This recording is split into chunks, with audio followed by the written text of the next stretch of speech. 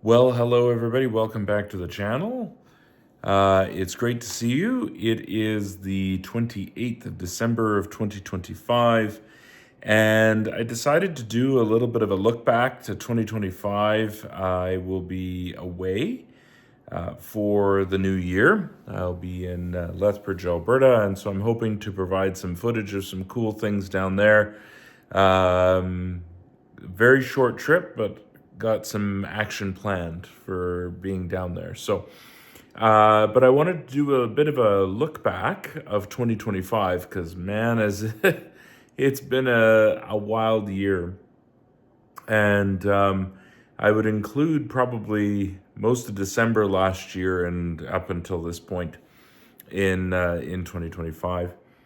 So this time last year, I was just getting settled into a new apartment, and it was at the Augustana in downtown Edmonton. And I had moved there after my ex had moved out of my beautiful two-bedroom apartment, which is actually in this very building that I'm in right now. And yeah, so I found myself downtown quite in spite of myself. I had sworn that I would never move downtown into Edmonton, but the stars aligned and it seemed like a good move at the time. And truth be told, I think for the year that I was away from where my apartment building that I moved back to this year, it was the place served a purpose for me, which was to sort of hit reset on a variety of different things, not the least of which was my living situation. I could not have continued in my old place, and probably not even in this building, because the years leading up to my leaving, this building had been fraught with, well, lots of memories and lots of detachment and saying goodbye to things. So this time, I was actually in Lethbridge, actually just coming back from Lethbridge for my Christmas time visit this time last year, and coming back to Edmonton to sort of plant feet into the Augustana building. So I'm going to show you a few pictures of what it was like at Christmas last year, moving into that building.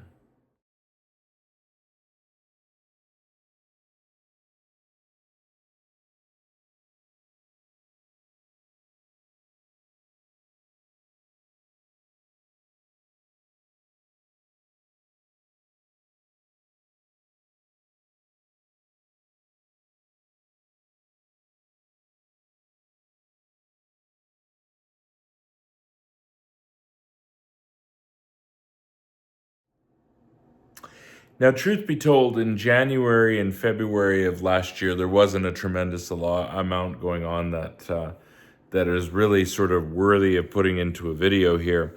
I had begun a workout routine in February of 2025, which is I'm just getting back into now after having had surgery.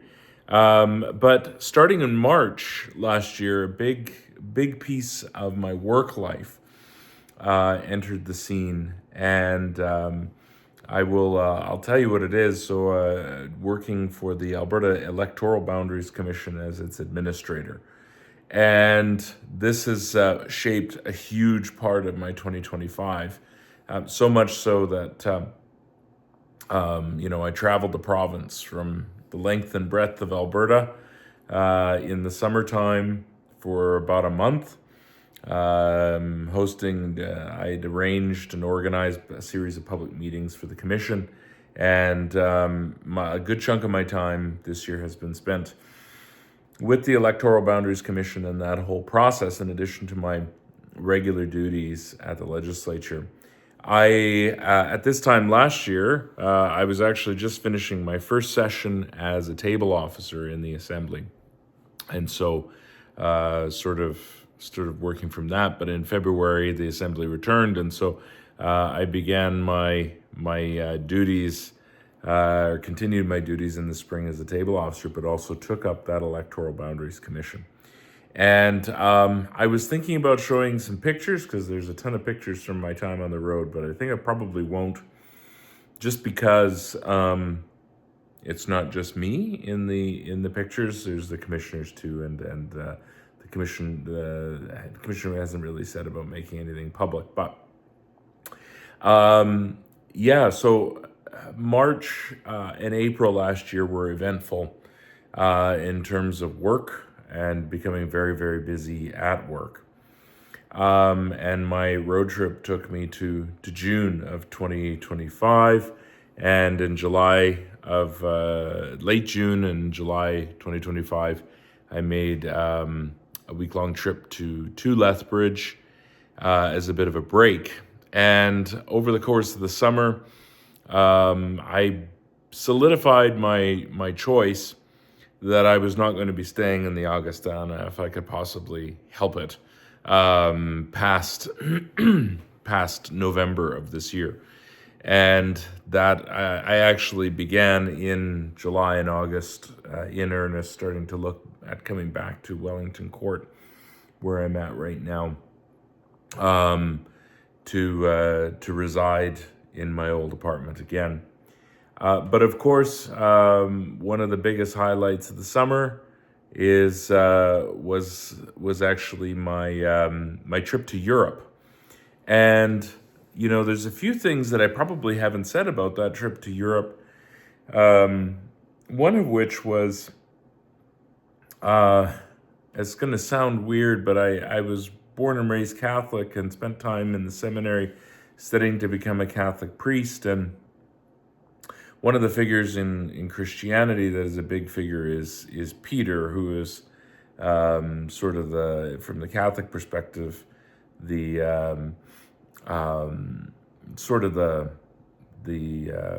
hierarchical pillar, if you will, the person on which the Pope is based. And subsequently, popes down through the ages are the successor of Peter, and so they are identified as with the Apostle Peter. And when I'd been to the Vatican in 2018, I had a bit of an experience in St. Peter's Basilica and the statue of St. Peter. I'm not going to get too much into it because I don't know that it's appropriate to put it in here. But I wanted to go back because a lot had changed from my 2018 visit to the Vatican and what was transpiring in my life in September. And so I went back to go to the statue of St. Peter in the Vatican and into St. Peter's itself. But because of bad planning on my part, I couldn't get into the basilicas. There were so many people there because it turns out I ended up in Rome on a pilgrimage week, and I couldn't get into St. Peter's Basilica. But I had, because I couldn't get to St. Peter, as things turns out, St. Peter came to me in the basilica, in the St. Peter's Square, and quite literally came and looked me in the eye and went by. And that was as good as experience as being in the basilica and going to the statue. So I'm going to show you a video of that right now.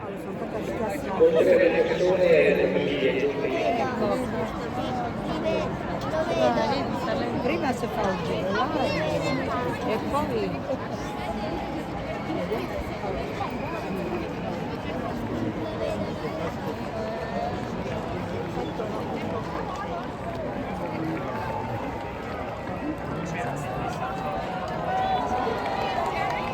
sta arrivando, vedi, sta arrivando.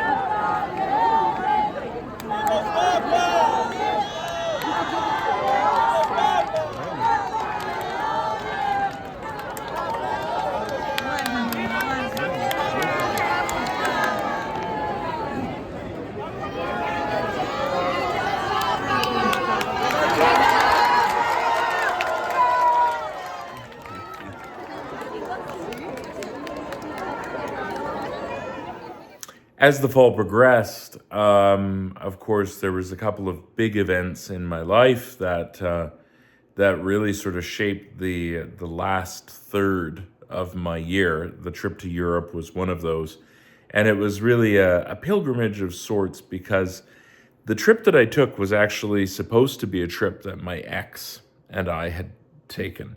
Um, she had apparently, as I understand it, this summer completely forgotten about the fact that it was her idea to take that trip. She had proposed it back in September of 2024 to go to Rome and to go to Spain and to check out Europe together for our second anniversary, which would have been in April of 2025, and we didn't make it there. We fell quite a bit short of the 2 years, but I felt taking the trip and was an important piece to sort of help close the door, and it ended up being that way. After that, my time was sort of spent in preparation. I was busy with work and the Electoral Boundaries Commission, and they produced their interim report in October of this year. And that there was quite a bit of work leading up to that. But after that, I had my heart surgery, so I had my ablation. And really, that was a defining feature for me because I'd been waiting a very long time for that procedure. For many years, doctors had gone back and forth as to whether or not I should have the ablation procedure. But as it turned out, this fall it went ahead after I'd gone into atrial fibrillation a few times this last year, which was unusual for me. And so, in fact, the third time was right after I got back from Europe. It was the day after I got back from Europe. I went into atrial fibrillation, and that was sort of the straw that broke the camel's back, I think, for them to get me in. The ablation procedure went well. My recovery time physically, well, it took about a week and a bit for me to really start feeling back to normal. I had a substantial amount of bruising and lethargy and that sort of thing. And it really took about 2 weeks for me to really, really be back. But physically, I'm about 7 weeks out from that surgery right now. And I'm still kind of getting back into the physical piece of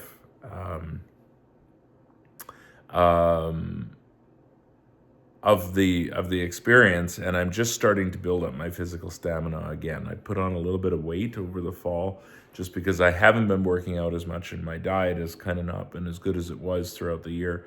But I've already taken steps to start correcting that because in 2026, one of my goals is to drop about 30 pounds and come down below 200 pounds, which I have not been in weight since about 2008. But I think it's doable, and I think it's time. I think my body will appreciate it for a variety of reasons. So that's the goal in 2026. And then, of course, right after the surgery, 2 weeks after the surgery, I moved back into the apartment. And I've done several videos on the apartment, so I won't show you videos of that. But 2025 also had a series of other highlights that were really big for me. One is my current partner. I met this spring, and we've been together since. And 2026 will be a 1 year for us in the spring, and we're actually going to Lethbridge together here. Not tomorrow, the day after tomorrow, we're going to go down for a few days to Lethbridge to visit some friends, and it's our first road trip actually away, getting away together. And so I'm really excited, looking forward to that and what 2026 brings for the relationship. I think it'll be a wonderful year for that relationship. I have a very good feeling about it. Some of the other things that 2025 brought about for me was some great experiences in my Buddhist life. For the first time, I did a multi-day retreat in the Plum Village tradition. I've done multi-day retreats in other Zen traditions and in the Catholic tradition, so retreats are not really anything new to me. But in the Plum Village tradition, I managed to do a 3-day retreat with the Plum Village monastics, who ended up coming to Alberta and British Columbia. and that was wonderful. And also in 2025, managed to connect with the local Buddhist temple. It is a Zen temple with a bit of Pure Land, with a strong connection to the Plum Village tradition. And so I managed to actually make a connection with them this year, and managed to tour some of their monks and the monks from the Plum Village tradition that were in town around the legislature. So I was very fortunate to do that. So I'm going to share a few pictures of that experience as well.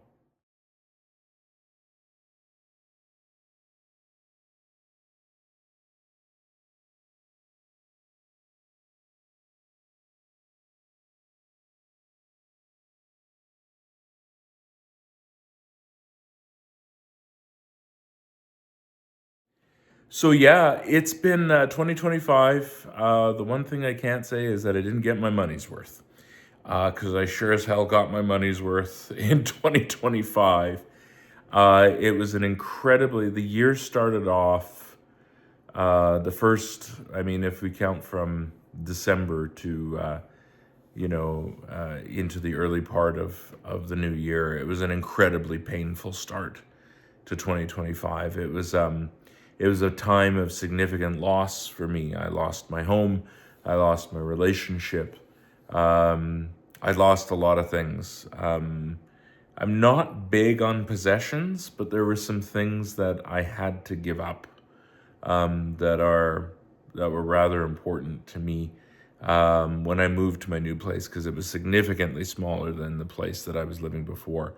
And since that time, I've sort of reconnected with some of those things, which, for me is not, I mean, I certainly could live without it, and I'm not overly attached to those material things, as I said, but they're nice to have things, and I'm glad to have some of those material aspects that kind of make life a little bit more comfortable for me back in my life. And then at the end of 2025, mid-November, of course, I moved into this beautiful little apartment. Again, it's not quite as big as my other place. It's probably about 250 or so square feet smaller than my two-bedroom. But for me, at the moment, just me living here, it's more than sufficient for a place to live.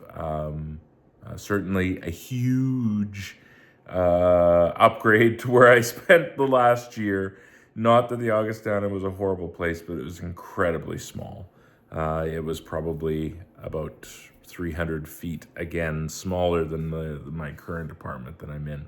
And man, do you notice it. So it was a good move to move back here. The commute, the Augustana was right across from work, so I couldn't really argue about the commute, but for everything life related, closeness to grocery stores.